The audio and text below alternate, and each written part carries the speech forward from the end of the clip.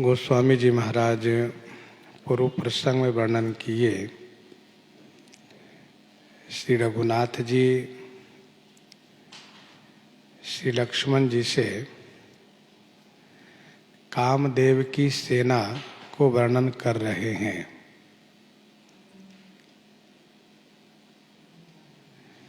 कामदेव अपने सहायक के साथ मेरे ऊपर धावा किया है और उसने अपने दूत को भेजा कि जाकर के देखो श्री राम जी किस अवस्था में हैं। तो दूत ने आकर के यह देखा कि श्री राम जी अपने भैया श्री लक्ष्मण जी के साथ में हैं। तो जा करके उसने कामदेव से कहा। तब कामदेव ने समीप में ही सेना को रोक करके डेरा डाल दिया है, इस प्रतीक्षा में कि जब श्री राम जी अकेले दिखाई देंगे तब हम उन पर हमला करेंगे।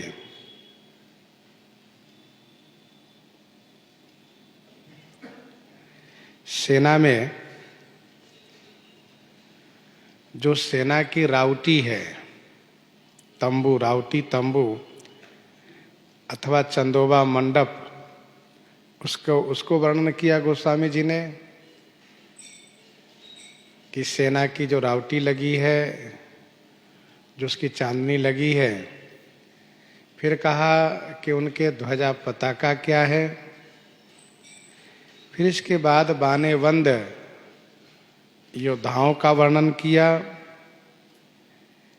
इसके बाद जो भट लोग हैं उनके बारे में कहा।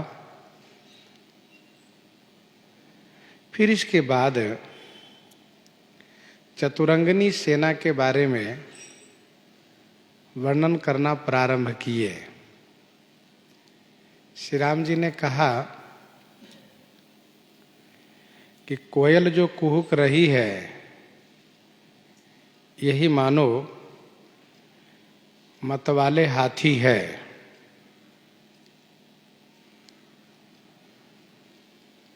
तथा ढेक नाम के जो पक्षी है, यही खच्चर है। और महोक नाम के जो पक्षी है, यही ऊंट है। फिर प्रभु ने कहा कि वन प्रदेश में जो मयूर, चकोर, तोता, कबूतर और जो हंस है, ये सभी ताजी प्रजाति के श्रेष्ठ घोड़े हैं। तो इन दो पंक्ति में गैदल और हैदल दोनों के बारे में कहा। कूजत पिक मानहु गज माते में गैदल और मोर चकोर कीर बरबाजी में हैदल। और पैदल नीचे की चौपाई में तीतर लावक पदचर जूथा बरनी न जाए मनोज बरूथा। तीतर लावक पदचर जूथा।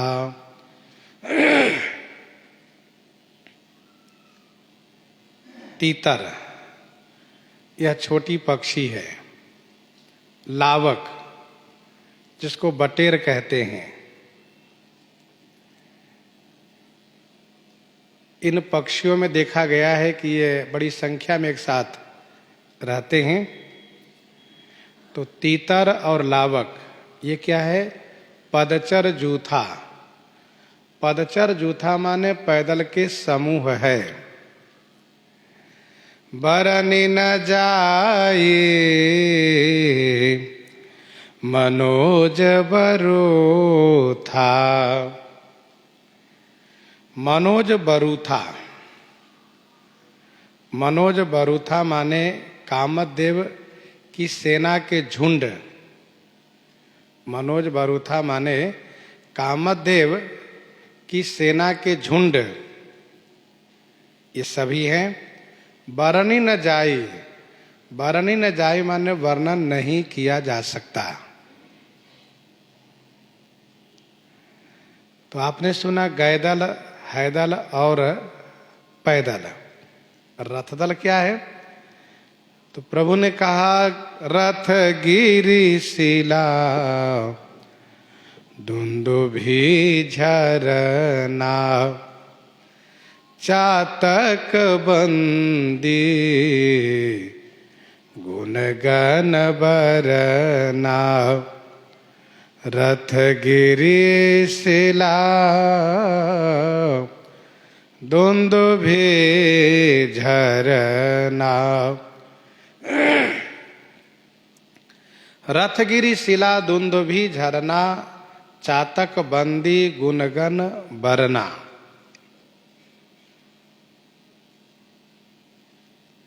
गिरी शिला, गिरी शिला माने पर्वत के शिलाखंड। ये क्या है? ये है रथ, रथदल है। और झरना, जो पानी के झरने चल रहे हैं उनसे जो आवाज हो रही है, यही है दुंदुभी। दुंदुभी माने नगाड़े हैं।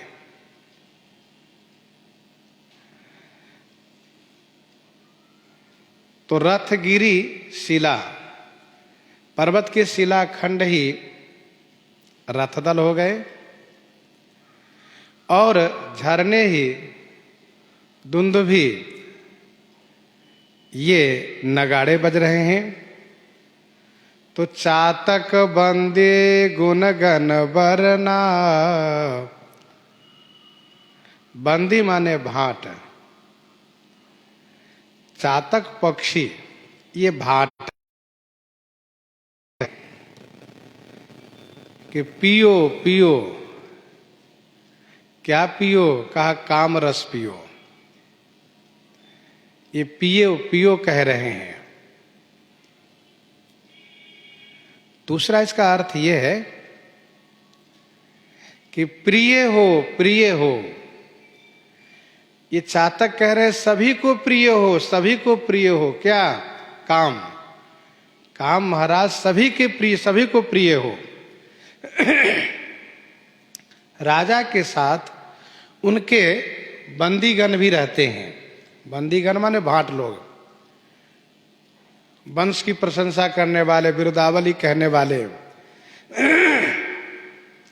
बंदी वेद पुराण गण कहें विमल गुण ग्राम। तो काम राजा के चातक भाट है, और ये उनके गुणगण को वर्णन कर रहे हैं। तो पिए हो, प्रिय हो, प्रिय हो, अर्थात एक तो कहा है कि काम रस पियो, फिर कहा सबके प्रिय हो, और तीसरा ये भी अर्थ है कि सबके पिए हो। पिए माने पति हो, काम सबके पति बने।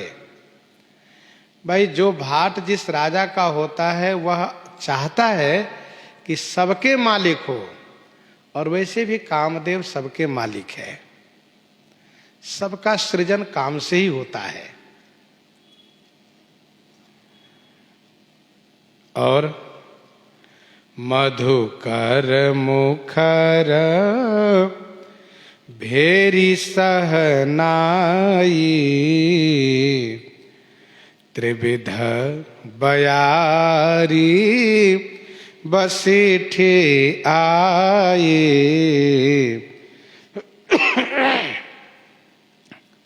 मधुकर मुखर भेरी सहनाई। मधुकर मुखर, मधुकर माने भौरे की, मुखर माने जो शब्द है, भौरे की जो शब्द ध्वनि है, ये क्या है? भेरी सहनाई, वाद्य यंत्र बज रहे हैं, बाजे बज रहे हैं। भौरे के शब्द मानो भेरी और सहनाई नाम के बाजे बज रहे हैं। त्रिविध बयारी, तीन प्रकार की जो हवा चल रही है, शीतल, मंद और सुगंधित। शीतल मंद सुरभि बह बाऊ, यह जो तीन प्रकार की हवा चल रही है, यही बसीठी आई। बसीठी माने दूतिका के रूप में आई है।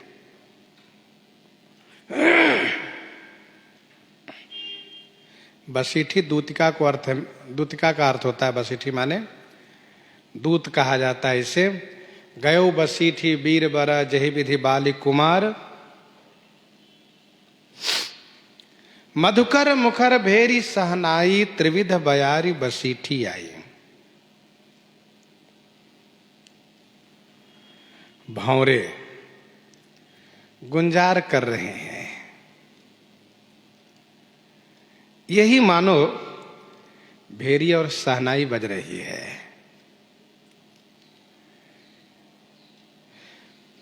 तीन प्रकार की हवा चली सुहावनी, त्रिविध बयारी, काम कृषानु बढ़ाव निहारी। ये तीन प्रकार की हवा ये मानो दूतिका के रूप में आई है, अर्थात तीन प्रकार की जो हवा है यह काम को उद्दीपन करती है, काम को जागृत करती है। कामदेव की सेना पंच विषय से युक्त है। कामदेव की सेना पंच विषय से युक्त है। कदली ताल बर ध्वजा पताका, देखी न मोह धीर मन जाका। देखी यह रूप, विविध भांति फूले तरुनाना, ये गंध है।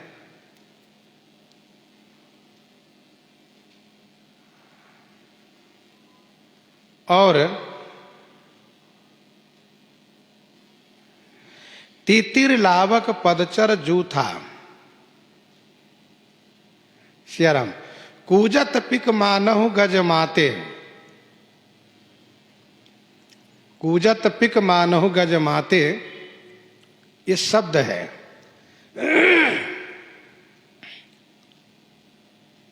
आपने सुना कि कदली ताल बर ध्वजा पताका, देखी न मोह रूप, विविध भांति फूले तरुनाना गंध, कूजत पिक मानहु गज माते शब्द, तथा रथगिरी शिला दुंदुभी झरना।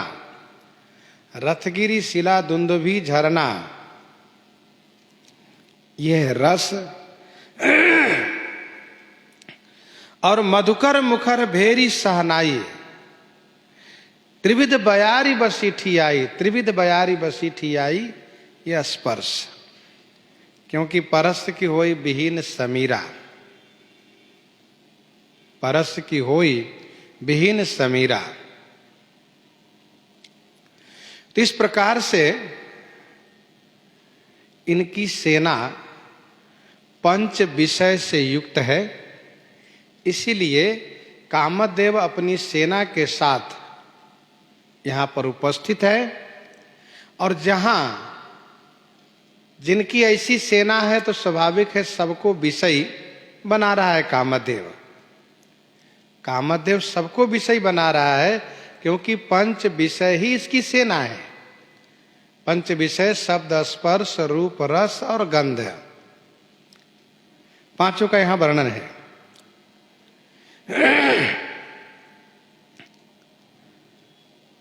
चतुरंगिनी सेना के बारे में आपने सुना कि चतुरंगिनी इनकी सेना है। गाय दल, है दल, पैदल, रथ दल सब वर्णन किया गया। भगवान श्री राम कहते हैं चतुरंगिनी सेन संग लीन्हे विचरत सबहि चुनौती दीन्हे। चतुरंगिनी सेन संग लीन्हे। चतुरंगिनी सेन संग लीन्हे। चतुरंगिनी सेना को संग लीन्हे माने साथ में ले रखा है। सबही चुनौती दीन्हे विचरत, सभी को चुनौती दीन्हे माने ललकारते हुए विचरण कर रहा है। चतुरंगिनी सेन संग लीन्हे।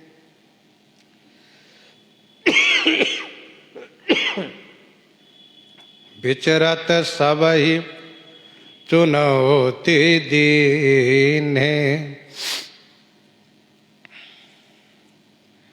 चतुरंगिनी सेना साथ में ले रखा है। विचरण करते हुए सबको ललकार रहा है।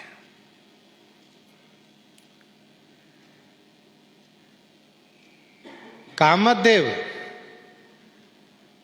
अपनी सेना के साथ विचरण कर रहा है और ललकारते हुए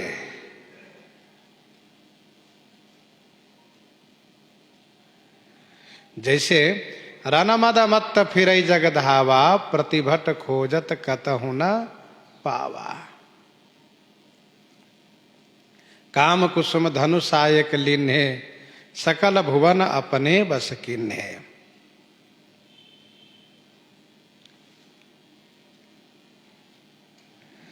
लक्ष्मण देखत काम अनीका रहहि धीर तिन्ह कई जगली का।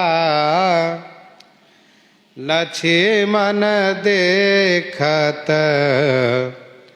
काम अनीका।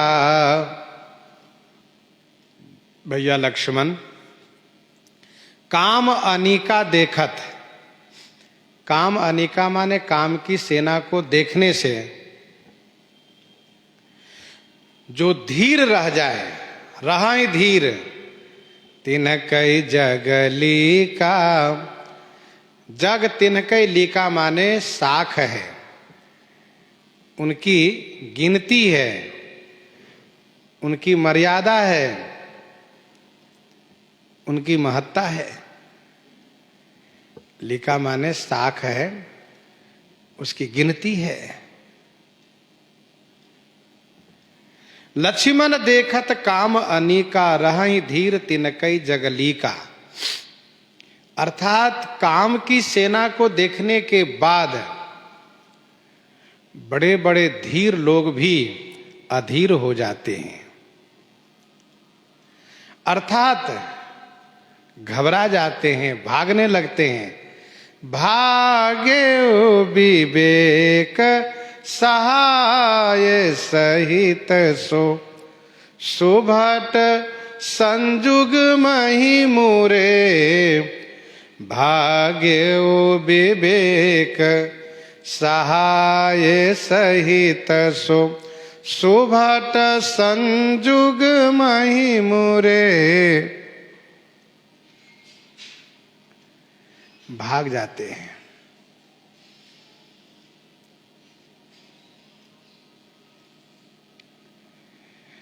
लक्ष्मण देखत काम अनीका।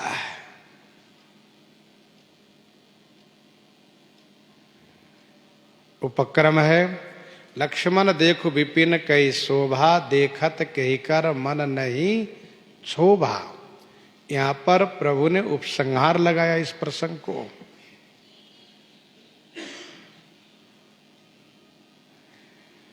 रहा ही धीर तिनकई जगली का, जो धीर रह जाए जगत में उनकी लीका है। लीका माने रेखा है, गिनती है, साख है। यही के एक परम बल नारी, यही के एक परम बल नारी, तेहि ते उबर सुभट सोई भारी, यही के एक परम बल नारी, यही के एक परम बल नारी, यही के अर्थात इस कामदेव के नारी एक माने अद्वितीय परम बल है। तेहि ते उबर सुभट सोई भारी, तेहि ते माने उस कामदेव के परम बल नारी से जो उबर जाए, बच जाए, सो सुभट है, वह सुभट है। तेहि ते उबर सुभट सोई भारी, वह भारी सुभट है। यही के एक परम बल नारी, तेहि ते उबर सुभट सोई भारी।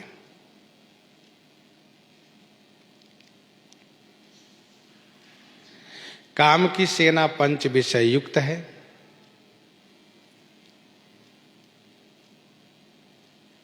यह काम स्वयं पुरुषार्थ से बलवान है, पुरुषार्थ से यह बली है,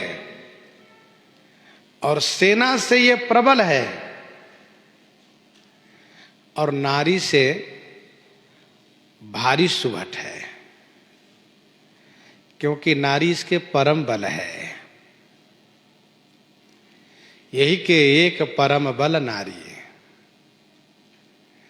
कामदेव के सैनिक जो है इनके प्रबल है,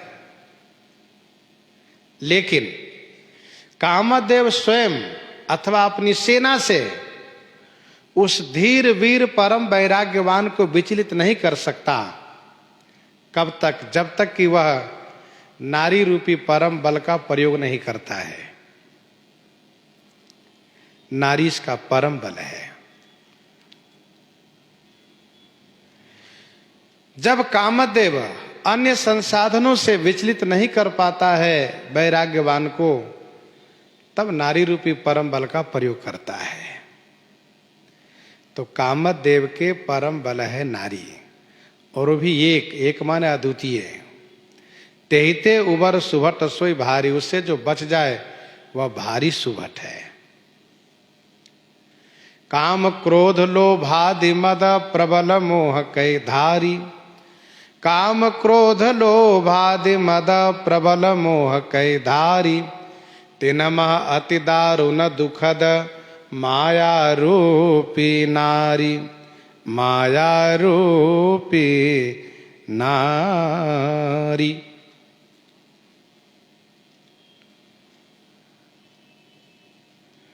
उनसे जो बचे वह भारी सुभट है। अर्थात कामदेव नारी रूपी परम बल के द्वारा सभी को परास्त करता है। दोहावली 268 में गोस्वामी जी ने लिखा, जन्म पत्रिका बरति के देखो हृदय विचारी, जन्म पत्रिका बरति के देखो हृदय विचारी।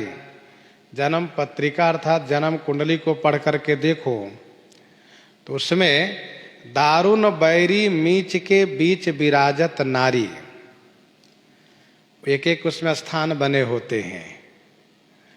तो उसमें बैरी और मृत्यु के बीच में नारी का स्थान है। 5वां और 6वां स्थान शत्रु और मृत्यु का है, तो 7वां स्थान श्यरम, 6वां और 8वां स्थान शत्रु और मृत्यु का है तो सातवां स्थान नारी का है। दारुण बैरी मीच को बीच विराजत नारी, अर्थात जन्म कुंडली में स्पष्ट वर्णन होता है कि उसमें जो एक तरफ शत्रु है, दूसरी तरफ मृत्यु है, बीच में नारी का स्थान है। अर्थात नारी के कारण ही शत्रुता होती है और नारी के कारण ही मृत्यु होती है। जहां भी बड़े बड़े संघर्ष, समर, युद्ध वर्णन किए गए हैं, जहां ये समर युद्ध हुए हैं, उसमें कहीं न कहीं नारी का स्थान है बीच में। तो दारुण बैरी बीच के बीच विराजत नारी, अर्थात नारी से बच पाना ये बहुत बड़ी बात है। तेहते उबर सुभट सोई भारी, तात तीन अति प्रबल खल, काम क्रोध यरु लोभ, मुनि विज्ञान धाम मन, करहि निमिष मह क्षोभ, तात तीन अति प्रबल खल। हे तात, ये तीन काम क्रोध और लोभ अति प्रबल खल। हे तात, ये तीनों काम क्रोध और लोभ अति प्रबल खल है। विज्ञान के धाम मुनि के मन में निमिष मह क्षोभ करहि। निमिष मह माने एक पल में, क्षोभ करहि माने उद्वेग पैदा कर देते हैं, क्षोभ पैदा कर देते हैं, अशांति पैदा कर देते हैं। अर्थात विज्ञान के धाम मुनि, जो विज्ञानी हैं, ऐसे महान मुनि के मन को एक पल में ये तीनों विचलित कर देता है, क्षुब्ध कर देता है। तो फिर औरों के लिए कहना ही क्या है? और लोग किस गिनती में है? तात तीन अति प्रबल खल, काम क्रोध यरु लोभ। प्रसंग काम का चल रहा है, लेकिन क्रोध और लोभ दोनों को जोड़ा गया, क्योंकि काम ही तीनों रूप में दिखाई देते हैं। काम ही तीनों रूप में दिखाई देते हैं। कैसे? तो जैसे काम की पूर्ति हुई तो लोभ बढ़ता है, काम की पूर्ति हुई तो लोभ बढ़ता है, और उसमें जिसके द्वारा अवरोध हुआ उस पर क्रोध बढ़ता है। इसलिए काम ही तीनों रूप में दिखता है। गीता जी के दूसरे अध्याय के 62वां श्लोक में भगवान श्री कृष्ण कहते हैं, ध्यायते विषयान पुंसः संगस्ते तु पजायते, संगात संजायते कामः, कामात् क्रोधो भिजायते, क्रोधाद भवति सम्मोह, सम्मोहात् स्मृति विभ्रमः, स्मृति भ्रंशात् बुद्धिनाशो, बुद्धिनाशात् प्रणश्यति। ध्यायते विषयान पुंसः संगस्ते तु पजायते, संगात संजायते कामः, कामात् क्रोधो भिजायते। स्पष्ट वर्णन है। तो तात तीन अति प्रबल खल, काम क्रोध और लोभ। हे तात, ये तीनों काम क्रोध और लोभ अति प्रबल खल है। अति से प्रबल माने विशेष बलशाली, खल माने दुष्ट है। ये विज्ञान के धाम मुनि लोग जो जगत को ब्रह्ममय देखने वाले हैं, ऐसे विज्ञान के धाम मुनि के मन को एक निमेष में क्षुब्ध कर देता है। कामदेव ने ही भगवान शिव के मन को क्षुब्ध कर दिया। भयउ ईश मन क्षोभ विषेखी, भयउ ईश मन क्षोभ विषेखी, नयन उघारी सकल दिशि देखी। नारद भव विरंचि सनकादिक, जे मुनि नायक आतंकवादी। नारद भव विरंचि सनकादि, जे मुनि नायक आतंकवादी। मोहन अंध किन के ही, कोज काम नचावन जे ही। तृष्णा कही न किन्ह बौराहा, कही कर हृदय क्रोध नहीं दाहा। ज्ञानी तापसुर कवि कोविद गुण आगार, कही के लोभ विडंबना किन्ह नहीं संसार। सो मुनि ज्ञान निधान, मृग नयने विधु मुख निरखी। विवश होई हरिजान, नारी विष्णु माया प्रगट। तो ये तीनों अति प्रबल खल है, काम क्रोध और लोभ। लोभ के इच्छा दंभ बल, काम के केवल नारी। क्रोध के परुष बचन बल, मुनिबर कहीं विचारी। मुनिबर कहीं विचारी। लोभ के इच्छा दंभ बल, इन तीनों के बल है, तीनों की सेना है। कौन कौन? कहा लोभ के इच्छा दंभ बल। इच्छा माने चाहना करना, और दंभ करना। दंभ करना माने वेश बना लेना, ये लोभ के बल है। इच्छा करना, चाहना करना, तथा दंभ करना माने वेश बनाना। जैसे किसी वस्तु की चाहना हुई, अमुक वस्तु चाहिए, तो उस वस्तु को पाने के लिए वैसा वेश बना लिए, भले गुण नहीं है पर वेश बना लिए। ये लोभ का बल है। काम के केवल नारी, नारी काम के बल है। काम के नारी ही बल है। और क्रोध के परुष बचन बल, क्रोध के परुष बचन बल, मुनिबर कहीं विचारी। परुष वचन, परुष वचन माने कठोर वचन, यह क्रोध के बल है। मुनिबर कहीं विचारी।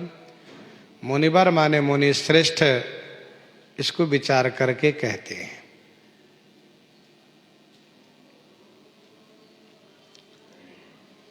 तीनों के अलग अलग बल है। लोभ के बल है इच्छा और दंभ, काम के बल है केवल नारी, और क्रोध के बल है कठोर वचन।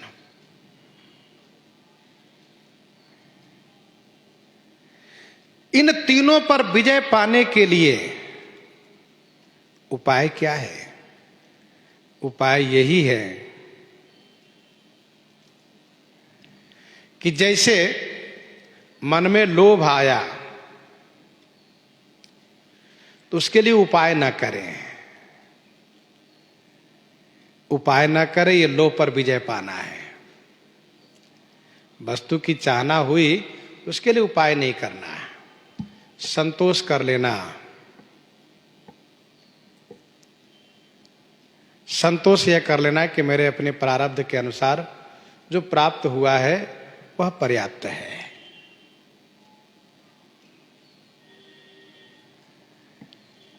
तो संतोष कर लेना है, ये लोभ पर विजय पाना है। जिम लोभ है सोख है संतोषा।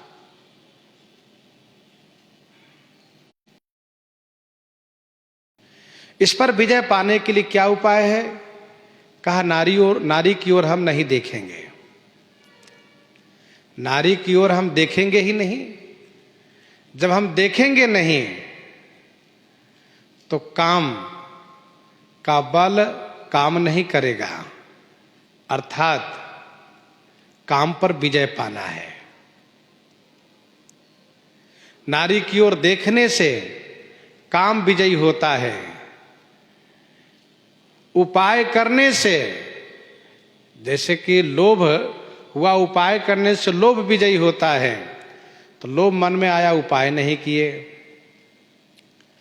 और काम अपना प्रभाव दिखाया तो नारी की ओर नहीं देखा, तथा क्रोध हुआ, क्रोध आया, मौन हो गए, कुछ बोला ही नहीं। क्रोध पर विजय पाना है तो संतोष करना पड़ता है। नहीं संतोष तो पुनि कछु कहो, जिमि लोभ है सोख है संतोषा।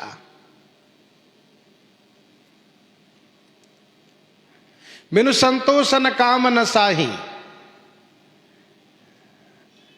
तो संतोष कृपान है, संतोष से इन तीनों पर विजय प्राप्त किया जा सकता है। मनुष्य यदि विवेक पूर्वक विचार करें तो क्रोध पर, लोभ पर, काम पर, तीनों पर विजय पाया जा सकता है। अर्थात इनका जो बल है उस बल को ही अंदर प्रवेश न करने दें।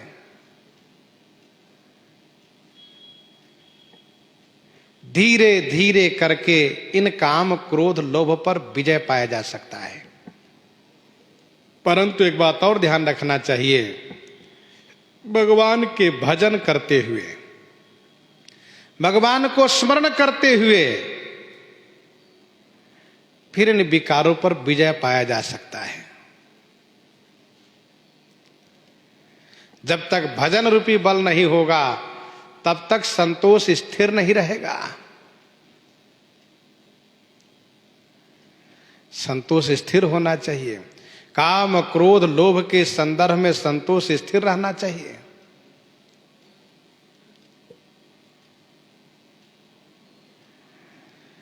लोभ के इच्छा, दंभ, बल, काम के केवल नारी, क्रोध के परुष वचन बल, मुनिबर कहहि विचारी, मुनिबर कहहि विचारी। गुणातीत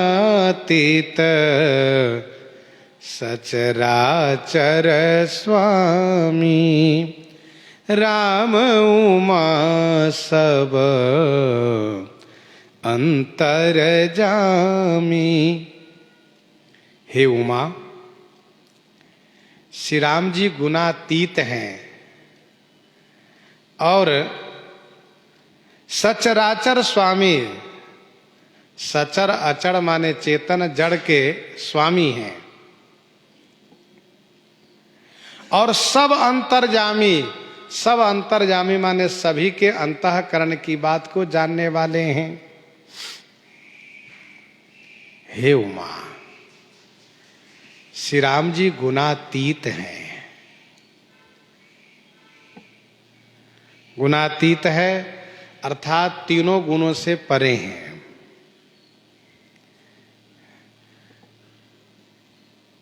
रजोगुण का विकार है काम आदि। श्री राम जी तो गुणातीत हैं अर्थात तीनों गुण से परे हैं, सत्व, रज और तम तीनों से परे हैं। सचर अचर के स्वामी हैं। सचर अचर माने चेतन जड़ सबके स्वामी हैं, और श्री राम जी सबके अंतःकरण की बात को जानने वाले हैं, सब अंतर्यामी। फिर भला श्री राम जी में काम कैसे प्रवेश कर सकता है?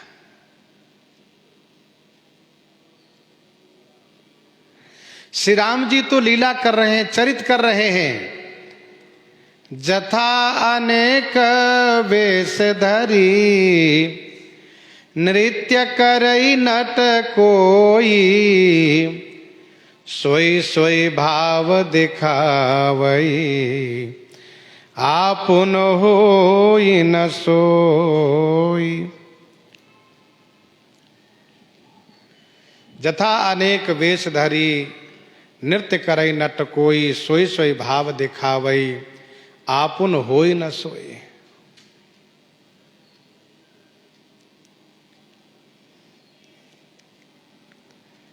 श्री राम जी त्रिगुणातीत हैं, श्री राम जी सचर अचर के स्वामी हैं, श्री राम जी सब अंतर्यामी हैं। श्री राम जी इन विकारों से बहुत दूर है।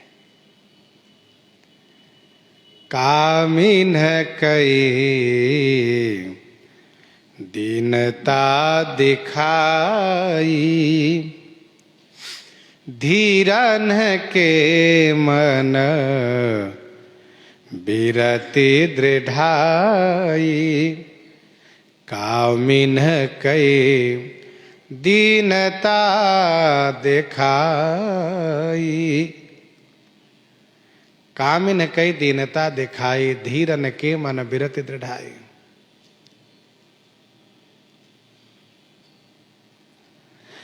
कामियों के मन में दीनता दिखाए और धीरन माने धैर्यवान वैराग्यवान के मन में विरति माने वैराग्य सुदृढ़ किए। कामियों की दीन दशा दिखाए। कामियों की दीन दशा कैसी होती है, नारी के वियोग में उनकी दशा कैसी होती है, श्री राम जी ने यह दशा दिखाई। उस दोहे को श्रवण में रखिएगा। जथा अनेक वेश धरी नृत्य करई नट कोई सोई सोई भाव दिखावई आपुन होई न सोई।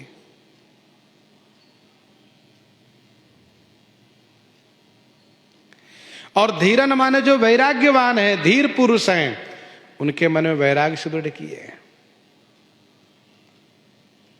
अर्थात प्रभु ने धीर पुरुष को मानो ये कहा कि देखो जीवन में नारी संग्रह करने से कितना क्लेश उठाना पड़ता है, कितना क्लेशित होना पड़ता है।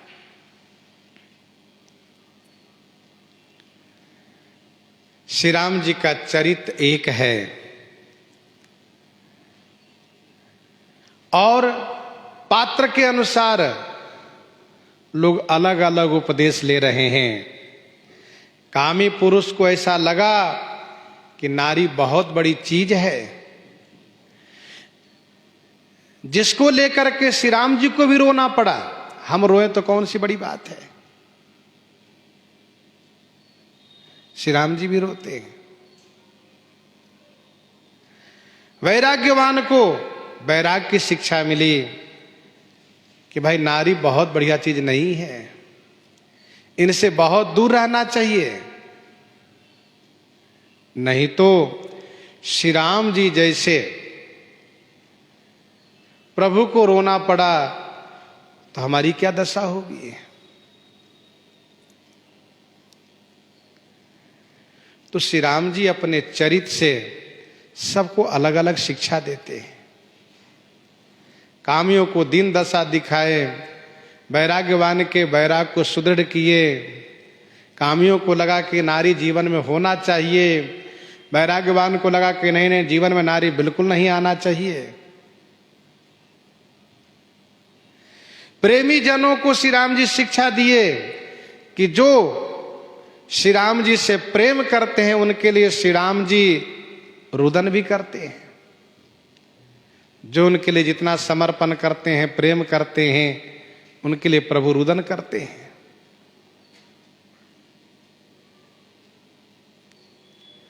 धीरन के मन बिरति दृढ़ाई।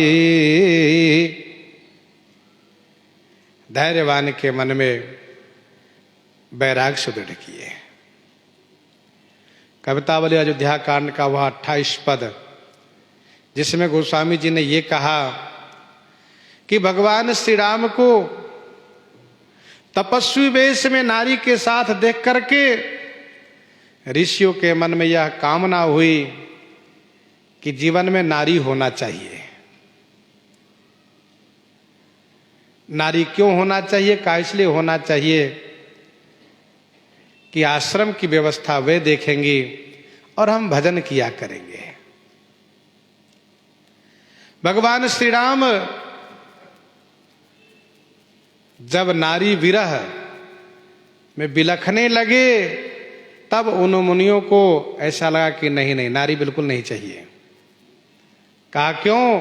कहा श्री राम जी दो भाई थे और फिर धनुष बाण लिए हुए थे, तब उनकी नारी को असुर लोग चुरा ले गए और हम तो अकेले रहने वाले तपस्वी, हम तो अकेले रहने वाले तपस्वी, हम जब ध्यान लगाएंगे तो हमारी नारी को जरूर उठा ले जाएगा और फिर हम क्या करेंगे? फिर हम भी रोएंगे, इसलिए हमको नारी नहीं चाहिए। बिंद के वासी उदासी तपोव्रत, बिंद के वासी उदासी तपोव्रत धारी महाबिनु नारी दुखारे। गौतम तीय तरी सुकथा सुनि भे मुनि वृंद सुखारे। होई है शिला सब चंद्रमुखी, परसे पद मंजुल कंज तिहारे। किन्नी भली रघुनायक जू, करुणा कर कानन को पगुधारे।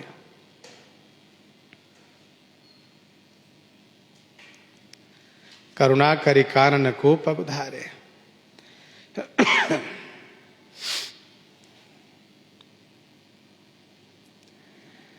कहने का भाव यह है कि फिर उन मुनियों को बात समझ में आ गई कि नारी ठीक नहीं है, बहुत दुखदाई है। तो कामिन कै दीनता दिखाई, धीरन के मन बिरत दृढ़ाई। और श्री राम जी तो सबसे बड़े हैं, सबसे मुक्त हैं, वे तो गुणातीत हैं, सचराचर स्वामी हैं। वे तो लीला कर रहे हैं, चरित करते हैं। ठाकुर जी सभी अवतारों में चरित करते हैं। ठाकुर जी तो ब्रह्म है, वे तो सबसे बड़े हैं, सबसे मुक्त हैं, अनासक्त हैं, अलिप्त हैं। क्रोध मनोज लोभ मद माया, छूट ही सकल राम की दाया। क्रोध मनोज लोभ मद माया, छूट ही सकल राम की दाया। क्रोध मनोज लोभ मद माया, छूट ही सकल राम की दाया।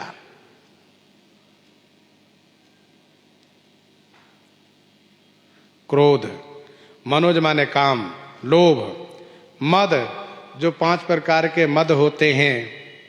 जातुर्विद्या महत्वम च रूप यौवन में च इत्यनेन परित्यज्य पंचैते भक्ति कंटकाः। ये मद, माया, श्री राम की दया से सकल छूट हैं, सब छूट जाते हैं। जिनकी कृपा होने से काम क्रोध लोभ मोह मद मत्सर ये सब छूट जाते हैं। भला उन श्री राम जी को भला काम व्याप सकता है? नहीं। श्री राम जी तो कामिन कई दीनता दिखाई, धीरन के मन बिरत दृढ़ाई। व्यापी रहे संसार महु माया कटक प्रचंड, सेनापति कामादि भट दंभ कपट पाखंड। सो दासी रघुवीर के समझे मिथ्या, सोपी छूट न राम कृपा बिनु नाथ कहूं पद रोपी। श्री राम जी जिन पर कृपा कर दें उनको ये विकार नहीं प्रभावित कर सकते।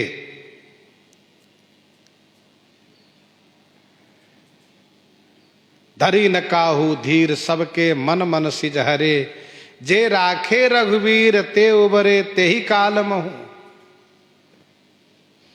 ते उबरे ते ही काल महु।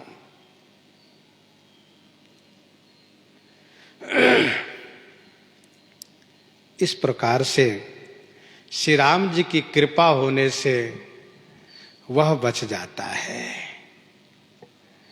अतिशय प्रबल देव तब माया, अतिशय प्रबल देव तब माया, छूट ही राम करहु जो दाया।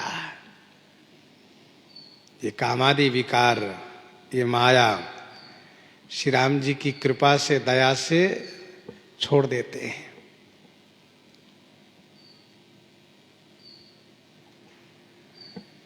श्री राम जी की दया कब होगी? कहा मन करम बचन छाड़ी चतुराई, भजत कृपा करी हहीं रघुराई। मन करम बचन छाड़ी चतुराई, भजत कृपा करी हहीं रघुराई।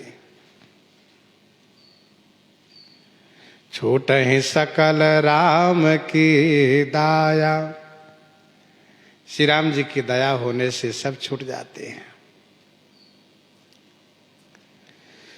सो नर इंद्र जाल नहीं भूला, जा पर होई सो नट अनुकूला। सो नर इंद्र जाल नहीं भूला, जा पर होई सो नट अनुकूला। जा पर सो नट अनुकूला होई, सो नर इंद्रजाल नहीं भूला। इंद्रजाल एक खेल है, तंत्र शास्त्र का एक अंग है इंद्रजाल, माया खेल। उसको देखने वाले लोग परेशान हो जाते हैं, क्योंकि इंद्रजाली इंद्रजाल दिखाने में आश्चर्यपरक घटना दिखाते हैं। शरीर के अंगों को काट देते हैं, फिर जोड़ देते हैं। इंद्रजाली कहाँ कहिए न बीरा, काटे निज कर सकल शरीरा। लेकिन इंद्रजाल खेल से वह प्रभावित नहीं होता है। कौन? जो उसका परिकर है, उसका सेवक है, जो उनके साथ है। वे जानते हैं तो रोज खेल हुआ करता है। ये कोई नई बात नहीं है, ये कोई नया खेल नहीं है। हैरान वे होते हैं जो नहीं जानते हैं।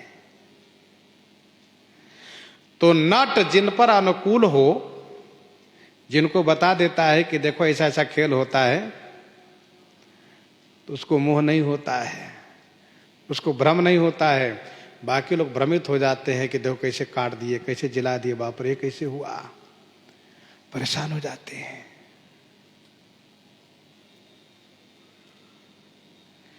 नट कृत विकट कपट खगराया, नट कृत विकट कपट खगराया, नट सेवक ही न व्यापही माया। नट कृत विकट कपट खगराया, नट सेवक ही न व्यापही माया। नट के सेवक को माया नहीं व्यापती है। सो नर इंद्रजाल नहीं भूला, जा पर होई सो नट अनुकूला।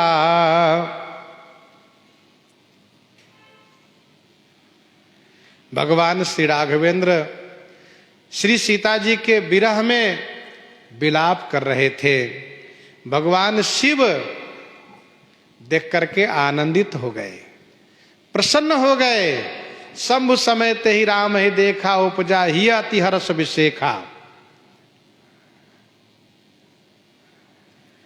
भगवान शिव हर्षित हो रहे हैं और श्री सती जी विषादग्रस्त हो रही हैं।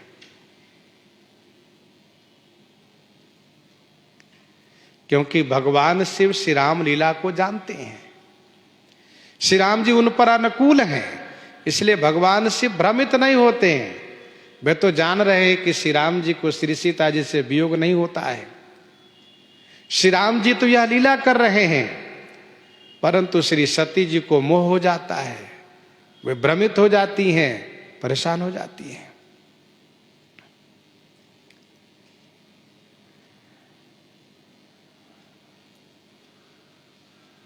तो सो नर इंद्र जाल नहीं भूला, जा पर होई सो नट अनुकूला।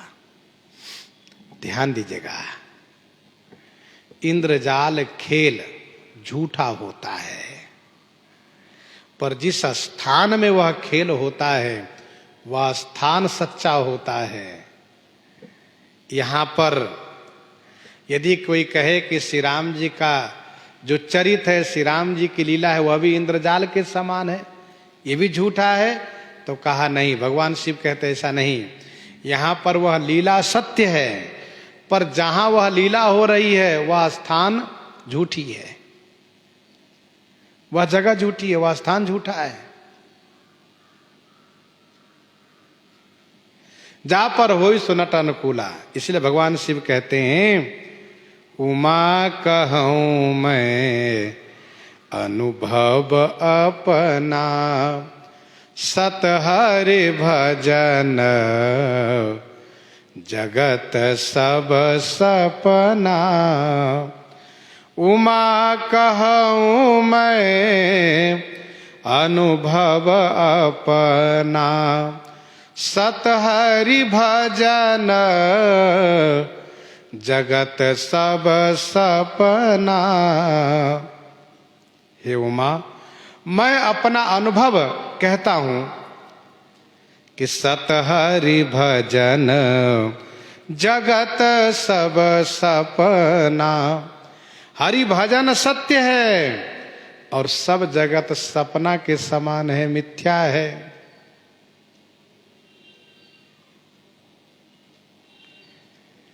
देखिए, इंद्रजाल खेल का दृष्टांत दिया गया है। भगवान शिव इस कथा को भगवती पार्वती जी से सुना रहे हैं। भगवान शिव ने कहा, देवी आपको इसी चरित्र में मोह हुआ था जब आप सती थी, तो आप इस बात को ध्यान दे करके सुनिए कि श्री राम जी वस्तुतः गुणातीत हैं, सचराचर स्वामी हैं। श्री राम जी सबके हृदय की बात को जानने वाले हैं। श्री राम जी तो कामियों की दीनता दिखा दिए, बैरागियों को धीरता सुदृढ़ कर दिए। वैसे श्री राम जी इन विकारों से मुक्त है, उनमें कोई विकार नहीं है। क्रोध मनोज लोभ मद माया, छूट ही सकल राम की दाया। श्री राम जी जिस समय श्री सीता जी के लिए विलाप कर रहे थे, उस समय भी श्री सीता जी उनके साथ में थी और आपने देखा भी है। तो श्री राम जी कृपा होने से विकार छोड़ देता है, विकार नहीं आ सकता है। भला श्री राम जी को विकार कैसे व्यापेगा? उनमें विकार ही नहीं है। श्री राम जी ब्रह्म है और श्री राम जी निर्विकार है, उनमें कोई विकार नहीं है। फिर विकारी जो देखे जा रहे हैं, सो कहा वो श्री राम जी लीला कर रहे हैं। उस लीला काल में भी जो नट के सेवक हैं वह इस बात को जानते हैं कि इंद्रजाली खेल ये रोज दिखाया जाता है, झूठा है, दिखाया जाता है केवल, ऐसा है नहीं। जिसको काट दिया गया ऐसा नहीं सचमुच काट दिया गया है, काट देगा तो फिर जिंदा कैसे होगा वो?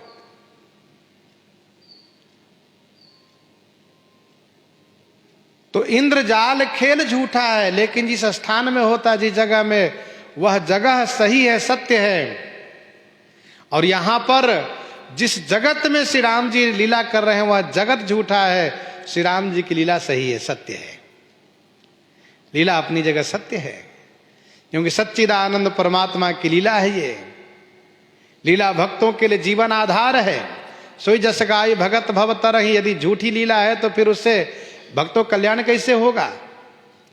इसलिए भगवान शिव कहते, उमा कहो मैं अनुभव अपना, सत हरि भजन जगत सब सपना। हे उमा, ये मेरा अनुभव है, भगवान का भजन ही सत्य है और बाकी जगत सपना के समान है, मिथ्या है। ध्यान दीजिएगा, जगत को कुछ लोग सत्य कहते हैं, कुछ लोग झूठा कहते हैं। भगवान शिव ज्ञानी हैं, ज्ञानी के दृष्टि में जगत झूठा है। उपासक कर्मकांडी के दृष्टि में जगत सत्य माना जाता है। इसलिए इस कथा के वक्ता भगवान शिव हैं, ज्ञानी के दृष्टि में जगत झूठा है।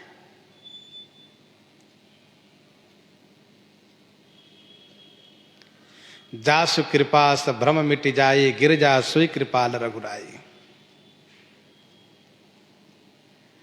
भगवान श्री राघवेंद्र पंपा सरोवर पर पहुंच गए हैं। पंपा सरोवर के दिव्य शोभा को अवलोकन कर रहे हैं। प्रसंग को हम आप यहीं पर हृदयंगम करते हैं। आइए श्रवण करते हैं विनय पत्रिका से।